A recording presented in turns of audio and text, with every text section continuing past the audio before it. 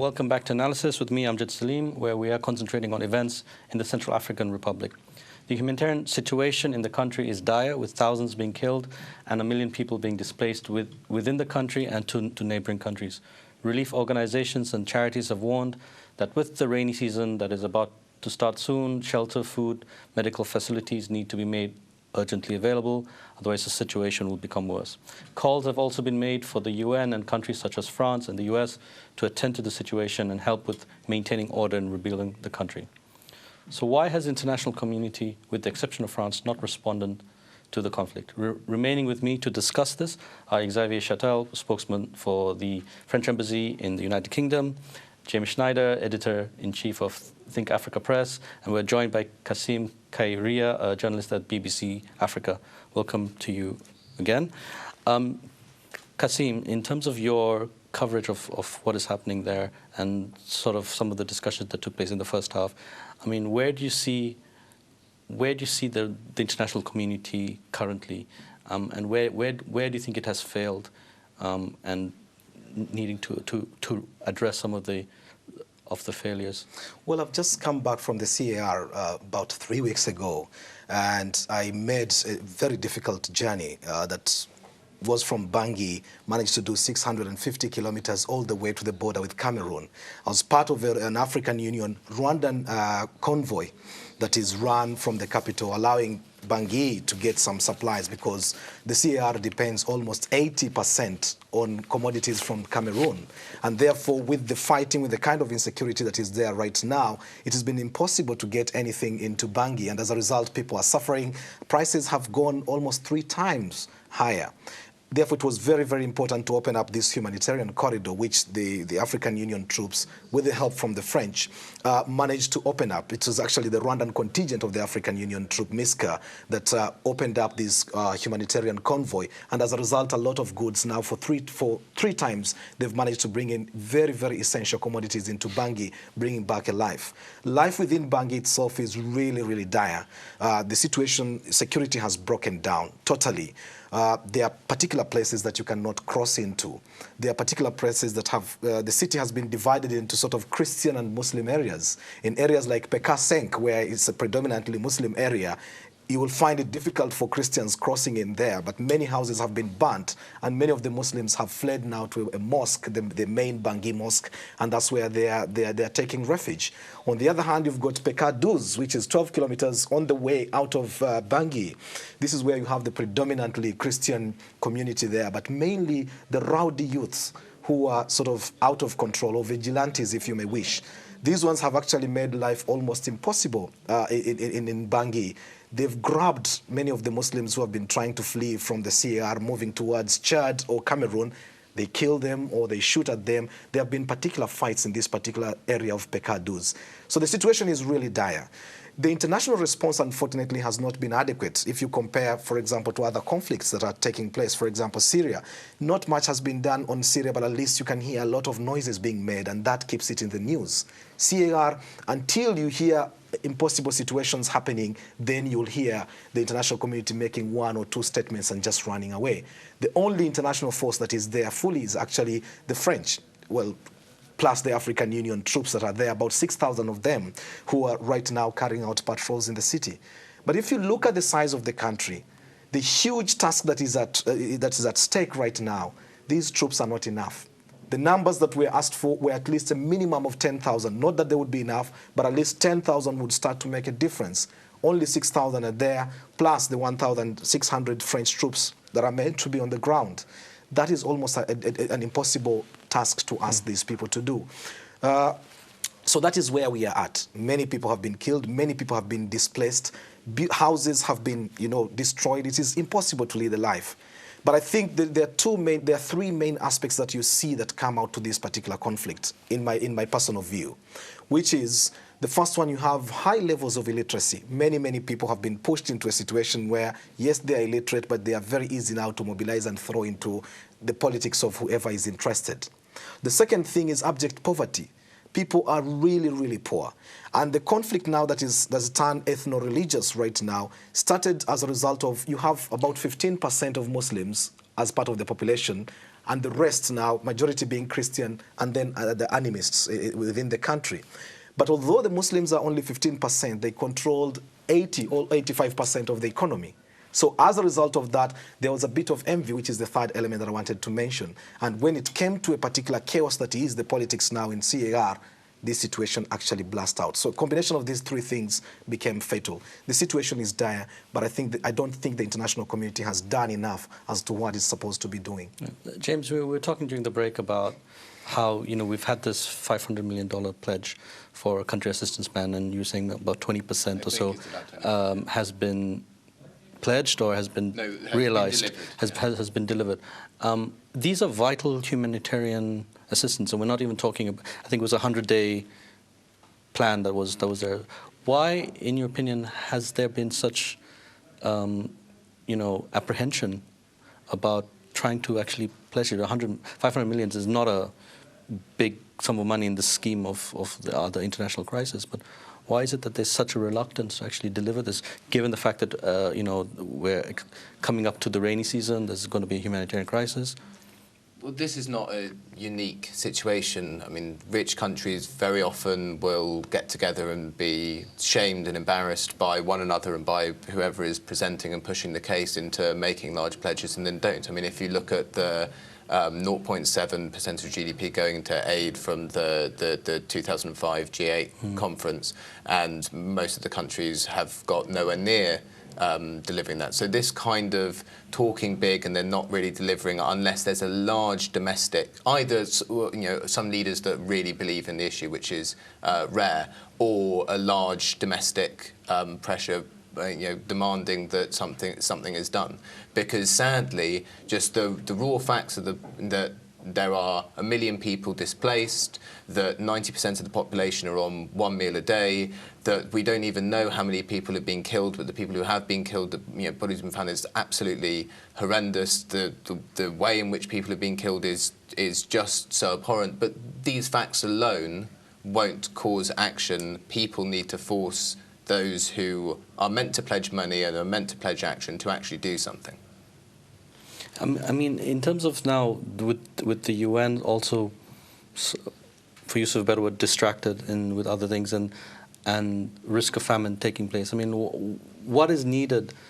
I mean, what is needed actually to kickstart an intervention? I mean, how do we get humanitarian agencies to work on the ground better? Is it a case of security, or is it a case of willingness? I mean, Xavier, should France be advocating more for international humanitarian agencies, or should they be assuring them of the security? What is it that we can really do to actually push the presence of international agencies on the ground?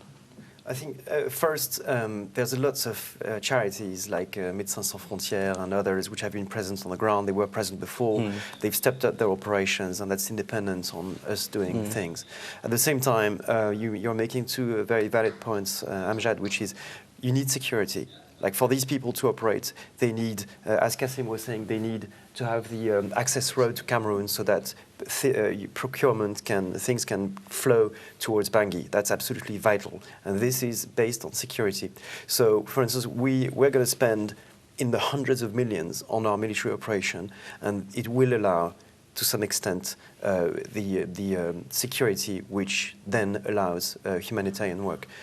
Beyond that, we also leverage different actors. We pledged, 35 million euros on humanitarian for 2014. But at the same time, we also obtained that the European Union will give 101 million euros for humanitarian. I think it's quite important.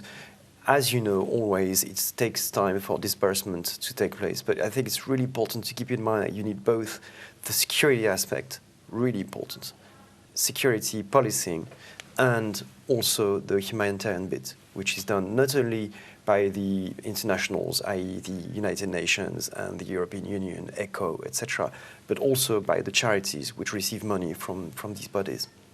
Kassim, there's been allusions to another Rwanda in the making, another Bosnia in the making. What are your thoughts on that? I mean, and how much of a regional effect will this have, will the CAR crisis have, on what is already a very destabilized part of Africa. What are the implications if we do not respond, both from a humanitarian perspective, but also from a security perspective? I think I'll pick up from what Xavier mentioned that was quite important, the security elements that are there. Then I'll touch on the Rwanda aspect.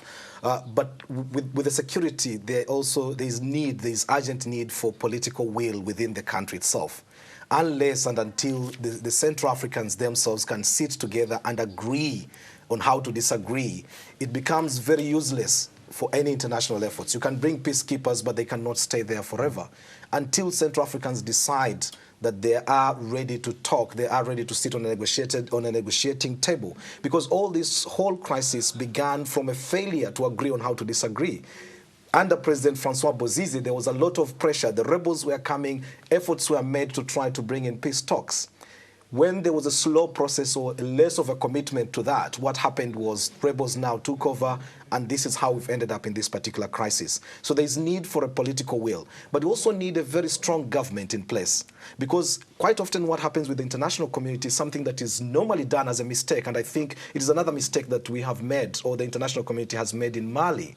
There's always this urgent call for elections immediately before the situation is calm. Right now, they are planning to have elections in February next year.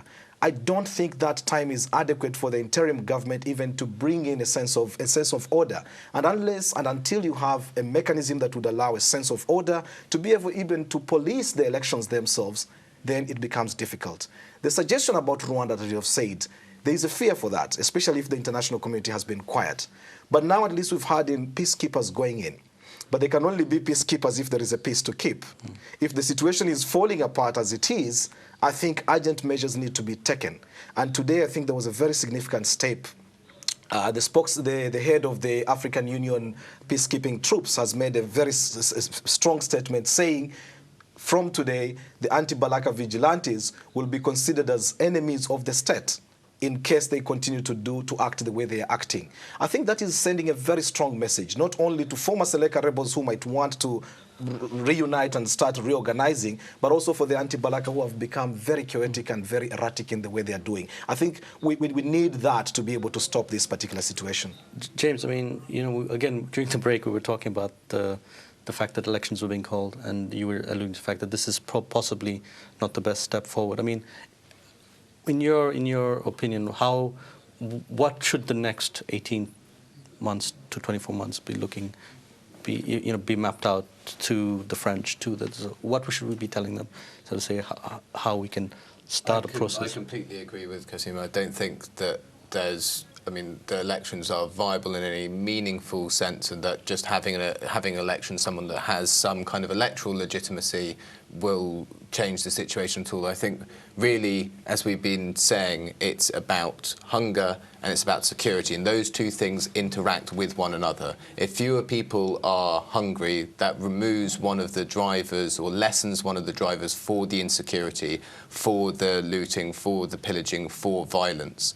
And in like manner, when things become more stable, it allows, one, humanitarian resources to get in, but two, as you heard in the report, it's now planting season. If the food situation isn't going to get even worse, people, and especially given a million people, like 20–25% of the population are displaced, who aren't going to be able to plant things. It's an overwhelmingly agricultural economy. So these two things need to be faced absolutely head on. That's what needs to happen first. Then there needs to be, perhaps along the same side, or afterwards when the situation is calmer, a Central African, not top-down electoral thing where we just get a new president and the whole thing carries on, but some kind of more ground-up attempt. So, I mean, I think they shouldn't be looking at national elections first. They should try to have some municipal elections. Let's see if we can get communities that can run some of their own affairs and that can have some policing and some security and some order, and then see what comes out of that. Xavier, I mean, do you agree with this, or I see you kind of not entirely comfortable with what's been... I'd like to comment on this. I think it's a bit of a chicken and egg problem, which is that if you say, OK, we're going to wait until it's all solved on the ground, until we solve the sort of political legitimacy issue, you also run into trouble. because there's a risk that it's never going to happen. You'll never be satisfied that the situation has been solved enough. Also, I think that the fact of having elections, it's been important. We've been calling for there to be elections, but the African states wanted to have elections even earlier. These are the neighbors. They're directly involved and they're directly interested. So I think it's useful to keep that in mind. And definitely, there's already some progress in the sense that the new government, which was ushered in with the current interim president, the remarkable woman, it's the first woman to lead a Francophone Africa country. She does an amazing job, and she has a government of national unity. There's not only there's the different sides are represented, small packed government, and I think they're really trying to work on this legitimacy issue. We need to help them. We need to help them to pay the salaries of people.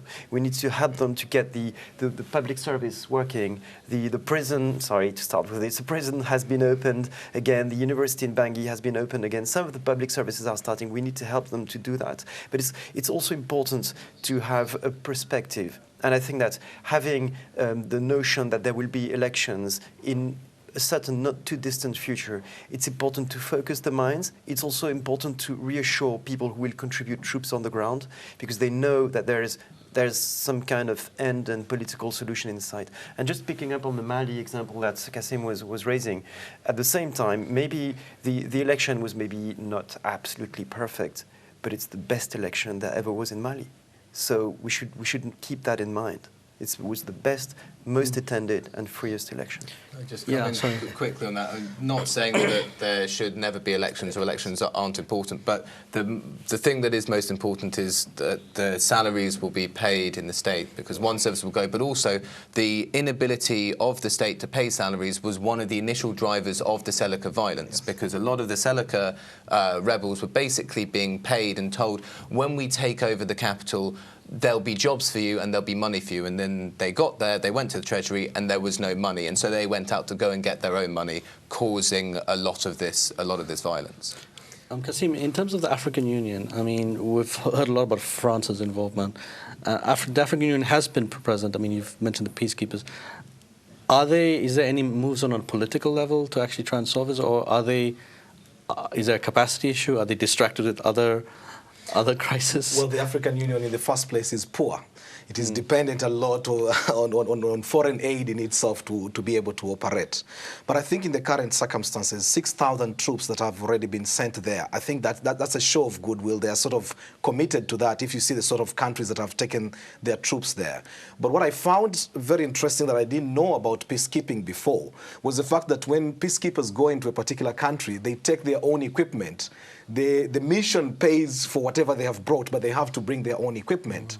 It was really heartbreaking to see some of the countries that had gone there as peacekeepers seeing the kind of equipment they had. It was just dire. Now, MISCA has been unable to sometimes pay for these countries to be there. I think that creates a particular problem. But within the country itself, until the government is able to make payments, and I think Xavier and Schneider have both touched on that, which is they are looking for money to even pay salaries from October last year. And the president was making serious appeals across the world, sort of saying, if we can get money in people's pockets, then we can start creating a bit of confidence. It is disheartening to see the policemen, national policemen who are supposed to be keeping peace, one, guns have been taken away from them because they can't be trusted fully, but also two, they are wearing uniforms without having any salaries. They have become targets of anti-Balaka now, despite the fact that they are not necessarily Muslim. They are Christian, but they have also become targets. I saw 3-4 incidents of policemen who had been killed, sort of their throats slit. This is the kind of situation that you're dealing with, and until you have a particular situation that would allow, a powerful government to come into place, then I think the situation is going to be more difficult before it becomes easy. All right. Thank you very much, gentlemen. I wish we had more time. This is a fascinating discussion, but I'm afraid we're going to have to stop it there. I'd like to thank you all for joining us today. And I'd like to thank you as well for joining us on analysis. Thank you very much, and good night.